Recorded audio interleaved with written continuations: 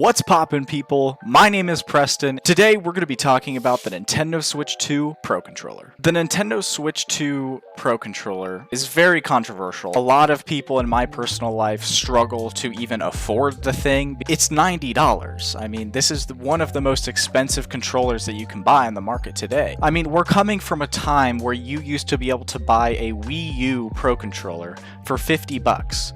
This thing retails at $89.99. That's almost twice the price as the controllers that we were used to when we were little. You can easily buy an 8-bit DOE Nintendo Switch Pro controller for like half the price and it does just the same exact thing. Not to mention that the DualSense is $75 compared to the $90 price tag of the Nintendo Switch 2 Pro controller. So it's clear that Nintendo is intentionally pricing this thing higher than what it needs to be, and consumers realize this. So now you're met with a decision. Do you buy the new Pro controller or do you stick with your old one? Do you buy a third-party one? I also did want to talk about the DualSense controller, as it is a very, very technologically advanced controller. I mean, the triggers have adaptive feedback. You have all of the motion controls and rumble you would ever want in a controller nowadays, and they're selling it for cheaper than the Nintendo. Another thing I wanted to talk about is the build of the controller, specifically the way that the triggers are. Nintendo Switch 2 Pro controller does not have analog triggers. Nintendo hasn't had analog triggers in a very long time. This sets Nintendo apart. Xbox, Sony, and even Nintendo's previous controllers have had adaptive triggers, which leads me to question, why are we not going the extra mile to add some travel distance?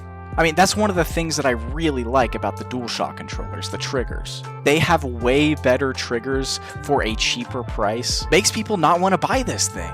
So you may be asking yourself, Preston, with all of these cons, why would you buy the controller? Why did you buy this? Are you stupid or something? To that I say, maybe a little bit. But there are reasons why I bought it.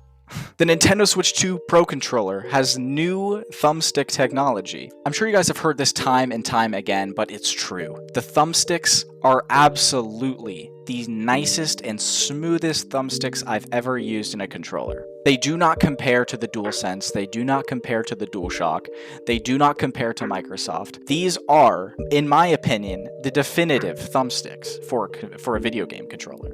And when most modern games are using 3D graphics to move the camera and character around, you want nice thumbsticks. I also really like the material of the controller. It has a really nice matte finish. It gives it a really nice quality that I like way more than the Pro one. Now, I know there are a lot of D-pad fans out there. I know there's a lot of people who really like to play D-pads and use D-pads as their primary way of controlling their character. To all you D-pad enthusiasts out there, I'm gonna say this isn't the perfect D-pad. If you want a better D-pad, you should get a third-party option that's cheaper. A lot of old school 90s and 80s gamers will say that the NES and SNES D-pad is the best D-pad that they've ever used, and if you guys want to relive that experience, I don't think that this is the type of D-pad that you're looking for, although it does keep that classic design. It doesn't have the same exact feedback that the older controllers do, but I really like the design of the D-pad. It has a nice mushy click, and for me, it works just fine for retro games. And overall, I think this is a really sleek controller. I just think it's very presentable. It also has very, very nice large buttons. If you guys hate the Joy-Con buttons, if the Joy-Con buttons are just too small for you, this will be a very nice substantial upgrade, and I think that all buttons should be this size. But yeah, guys, it can be hard to make a decision nowadays with all of the first and third-party options out there on the market. Hopefully this video will be able to help you make a decision. Yeah, I don't know, I like this thing. Besides my problems with the triggers, I think the material is great and the thumbsticks are fantastic. Make sure to like and subscribe the video if you enjoy this type of content.